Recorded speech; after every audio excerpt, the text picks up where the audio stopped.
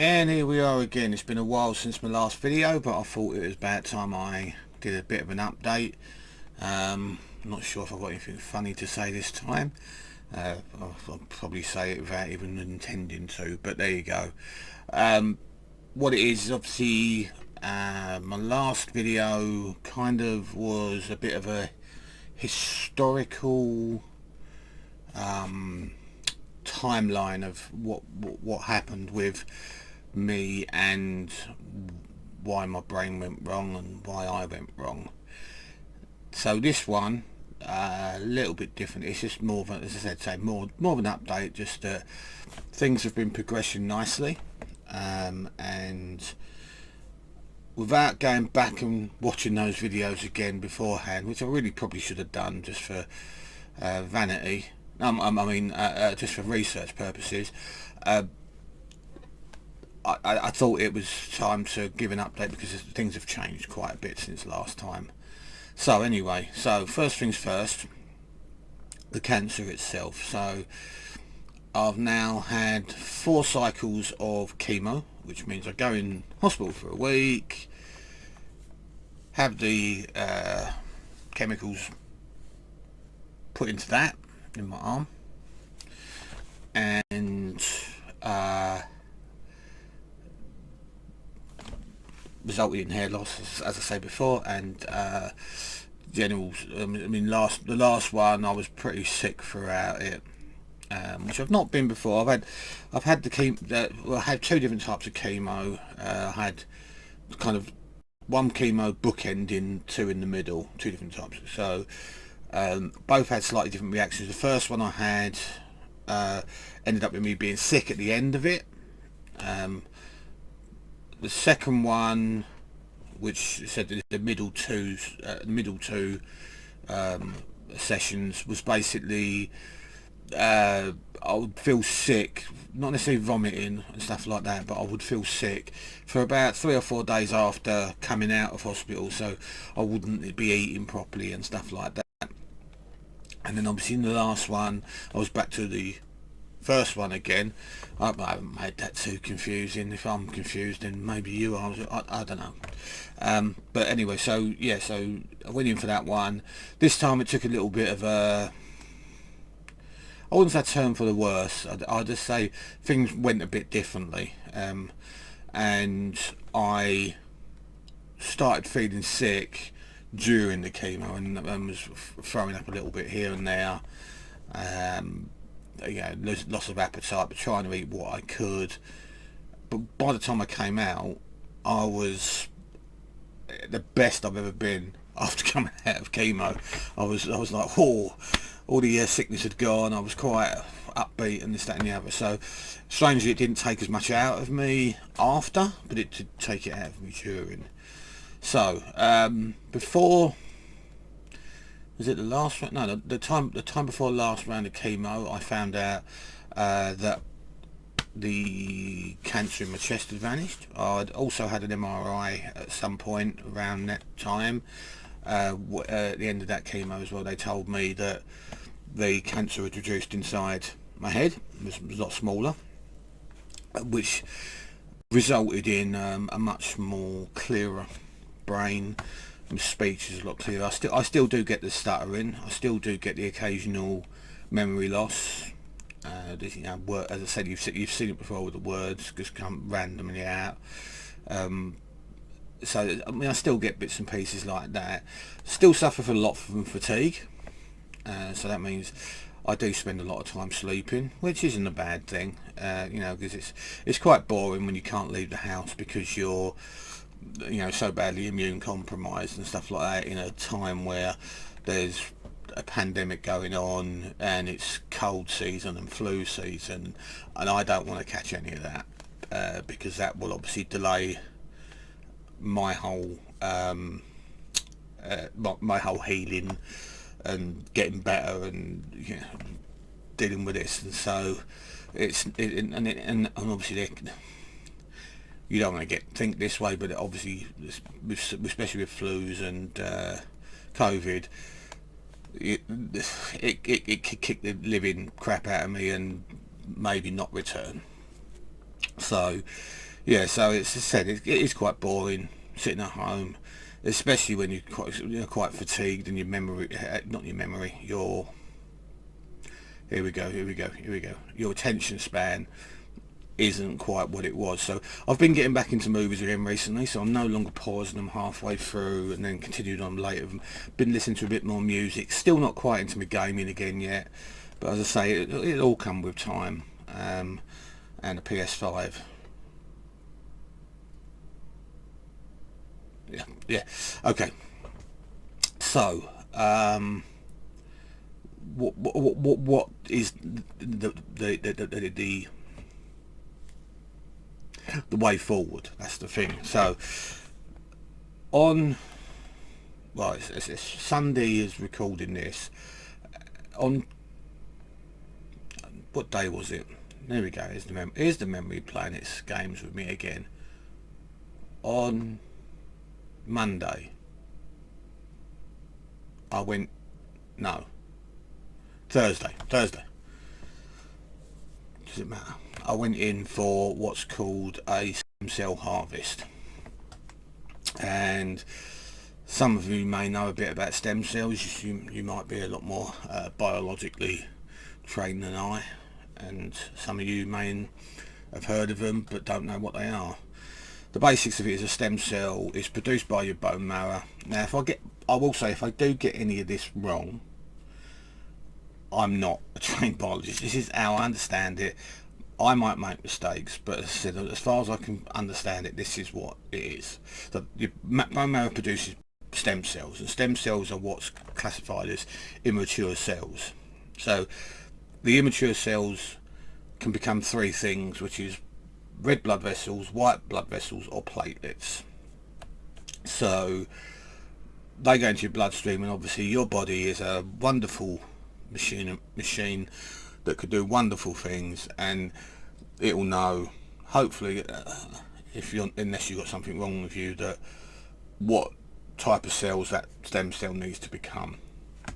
Now these stem cells, sorry, there's a lot of them. There's a lot of them. Because when I needed to harvest them, they needed a minimum of 4 million stem cells. I was feeling generous that day, and I gave them 16 million. So 4 times what they needed. I was only on the machine for just under 2.5 hours, and they recommend 3 to 5 hours on the machine. So I obviously was generating quite a lot of cells, so I didn't need to stay on there as long. And what they do with those stem cells is they almost like a dialysis machine in some ways. When it takes blood out of the body, you clean it and put it back in. What this does, it takes the blood out of one arm, so I had to have a cannula put on this arm up here, and the cannula on this up just above the hand. You can see probably a little needle prick there and a little needle prick there. What's a bigger needle prick there though, and there's a bigger prick here. But yeah, so they take your blood out, they put it into the machine, which then I think it's like a centrifugal spinner inside there. So they take a few, I think they said about 3/4 of a pint to a pint, something like that, at a time, and it spins around in there, and it separates the stem cells, and they go into a little bag, and the blood goes back into my body through this arm. What this can do to you as well is while they're doing this, you can suffer from calcium deficiency and stuff like that. So if you start getting tingling noses or fingers or lips or anything like that, that's usually a sign of calcium deficiency. And they will get a big needle, which I was worried they was going to stick somewhere where the sun don't shine, because it was one of those big plunger looking things, and they put a liquid in that basically just puts calcium into the body as well, as and when it's needed, because they obviously don't want to give you too much calcium. So then that's all done, they're separated, off those stem cells go to be counted, and then just check you're alright and you go home. Those stem cells are then frozen, and they will keep them anything up to 5 years. So if I need them again in future, as far as I understand it, I can get them again. But what the idea is, within usually a month, but one guy I was in hospital with had to wait 4 months. But within a month of getting the harvest, you have all your tests, all your scans, make sure your heart's okay, your kidneys are okay, your lungs are okay, your dental's okay, all that sort of stuff to make sure you are going to be able to accept this transplant. And I'm not even going to try and pronounce it. It's called an auto something or other transplant, where rather than giving me stem cells from somebody else, that's why it's a bit difficult to call it a transplant, but it is called a transplant, but it's not. They put my own stem cells back in. So say in a month's time I get called in, they hit you with a high dose of chemo for 3 days. I mean, this is a really higher dose than I've had before, so you can expect side effects from that if if your body doesn't quite take to the chemo that well. And what it essentially does is it pretty much decimates your bone marrow, so your bone marrow completely stops generating stem cells. So they put them back in to your body, into your bloodstream, and you after the 3 days of the chemo, that is, should say that, and then you stay in hospital for at least 3 weeks. 3 weeks is about the norm for most people to start getting better, but it can take months if not careful, because it depends if you get infections or anything like that. It can delay the process of regenerating your stem cells and your marrow and your bloodstream and all this, that and the other, and your immune system, obviously. So you stay in there the 3 months, get an infection, and that can be from external sources. So you get a cold or flu or a cut or anything like that can cause infection, but also internally. So in your gut you've got good bacteria that does its job. That can cause an infection if not careful. So they've got to keep monitoring you and make sure. That's why you stay in. And then what that does is those stem cells will be injected back into you, and they will start doing the job again and rebuilding your marrow. So the marrow will start naturally generating stem cells in future, and and then them stem cells will become white blood cells and platelets and oxygen carrying red blood cells. So you start to get your strength back up, your immune system starts rebuilding and stuff like that. But you obviously are, but my way of explaining this is, if you get a phone or a computer or a laptop or a PlayStation or an Xbox or whatever, and you want to sell it on, you do a factory reset. So all that's left on there by the time the new owner gets your piece of equipment is an operating system, maybe a few apps, and that's it. So none of your bank details, none of your phone numbers, none of your music, none of your porn, none of your whatever it is you put on your phone. I'm not going to judge you. There's higher powers for that, I believe, or something like that. I don't know. Nobody's told me who they are, but apparently there are some. I don't know. Is one of them Thor? Maybe Loki? Who knows? But so basically, with the stem cell transplant, it's a factory reset. So I don't suddenly become 25 years younger.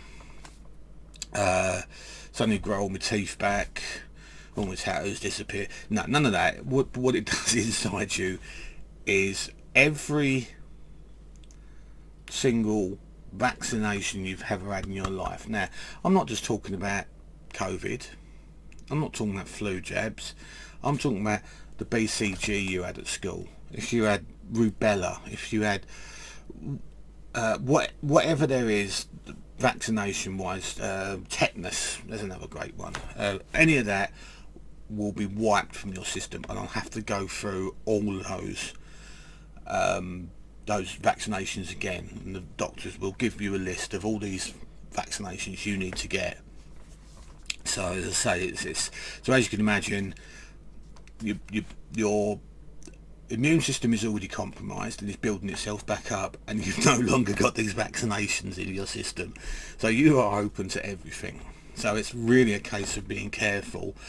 I have looked up information on the interwebs of this whole thing and stuff like that, and what it entails and stuff like that.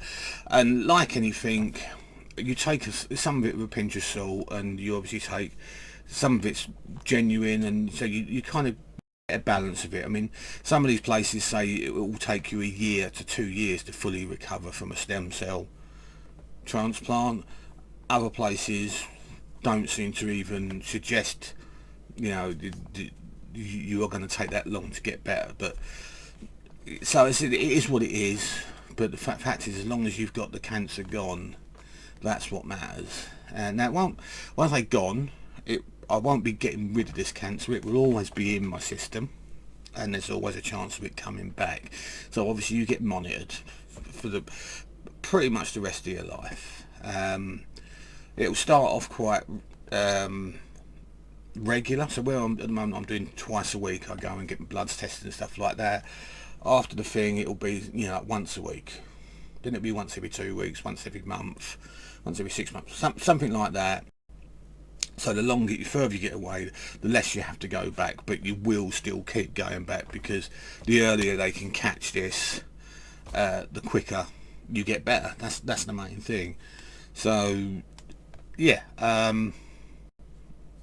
what can you say about that? I mean, it's not really much to say about it. You just got to understand that now I know the symptoms that it triggered in its growth and stuff like that. So if I start seeing signs of memory loss, shaking hands, paranoia, depression, all this sort starting to come back, it's maybe a good time to go and get myself checked up.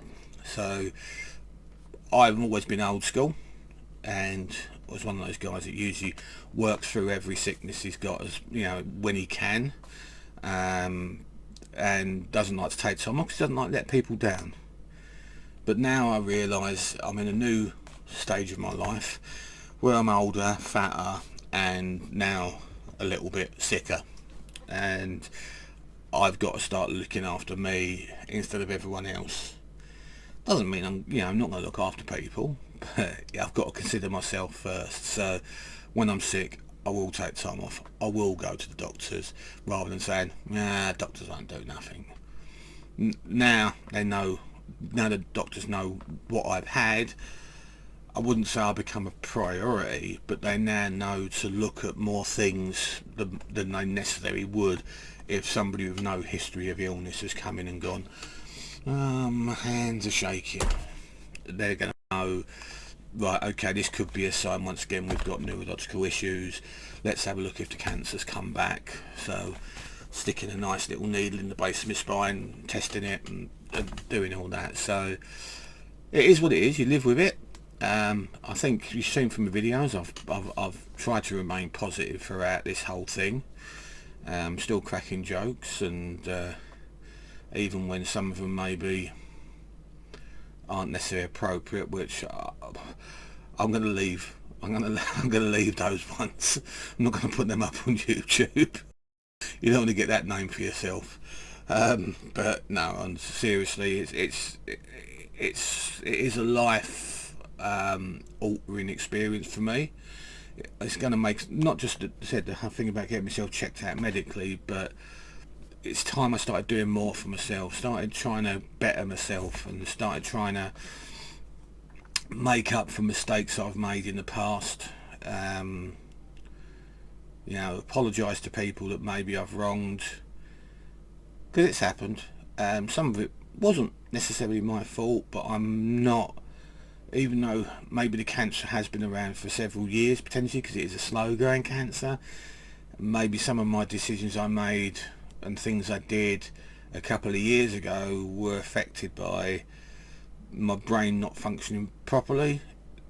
I knew my brain wasn't functioning properly, and I chose to ignore it. So the onus falls on me for this. So anything I did while Yes, technically I wasn't in control. I was in control enough that I should have seen the signs and should have had something done. Being the big man and being the tough guy isn't necessarily the right thing, especially when it comes to mental health and physical health. Both of those are just as important. So yeah, not really anything overly funny today, and it's an update, and I think I covered most of it. I will have another MRI soon, so that will be in about another 3 weeks or so. Haven't got a date yet, but that will obviously be to see where we are with the size of the cancer in the back of the head, and yeah, what else has happened? Anything? Oh yeah, all my pubic hair fell out. Not just the head was first, you know, the face was first, but yeah, all my pubic hair fell out as well. So yeah, I'm not going to show you. Well, unless you message me in private or something like that, you know what I'm saying. But that'll cost dollars, you know what I'm saying, or pounds or whatever. But yeah, get a new job as a cam boy. So yeah, I think that really covers it all. As I say, there has been a few funny bits and pieces happened. Some of it I'm not going to go into on here. Other things you know, as I say, I just try to remember on the spur of the moment. You always forget, and as soon as I turn the camera off, I'll probably remember, oh, I should have told that story. But one of the key things, obviously, that I need to get across is I'm not here to tell people to vaccinate. I'm not here to tell people to wear masks. You should know whether that's common sense or not, and don't believe everything you read on Facebook and Twitter and stuff like that. Please just use common sense. I've known people to die from COVID who didn't believe in vaccine and didn't believe in, you know, the masks and stuff like that. It's be careful who you take your information from. I'm not going to judge you on that, but at the same point, if you aren't vaxxed and you're not willing to wear a mask, I won't be around you. Not because I don't like you, because I can't afford to be. From my health point of view, when I've got no immune system, if you're carrying the virus and you pass it on to me because you've not taken any precautions, I can't take that risk. So it's nothing personal. It's not me saying you haven't got a choice to do what you do. It's just you've got to understand what stance I've got to take on this. And I just want people to make the right choices. And as I said, there's no judgment on either side. So that's about as serious as I get. And yeah, as I say, let's not be a burden on the NHS. I've been lucky in that I've been treated quickly because I was rushed into hospital, was a danger to myself, and they was able to get me through the system quickly with the chemo. But there are, I think, I'm not good with numbers. I don't really follow the news that much, and it's too depressing. But I did hear something like, is it 2 million or 8 million? I can't remember. People still on the waiting list for the NHS to get treatments for all sorts of you know, nasty bits and pieces. And the big reason that list is so big is because the amount of COVID patients in hospital at the moment. Yeah, not nice. So anyway, thank you to the NHS. Thank you to all the wonderful nurses, all the wonderful doctors, the people who change the bins and clean the floors, the people who make the food for the patients, the people who transport me home even when they do get me home late sometimes. Thank you to every one of those people, because without those people there would be no me one day. You know, I can't put it in any other terms other than that. But also thank you to anyone who watches this, the two or three of you that it might be, and obviously all my friends and family who have stood by me during this time and give me their support. I will be trying to make an effort to talk to people more, text them more, to the point where maybe they'll get sick of me. But hey, you can't then say the reason we don't talk is because of me not contacting you. I'm gonna do it. And that sounded a little bit creepy, I think. Maybe that's when you learn how to shut the camera off. Yeah, okay, so see you soon.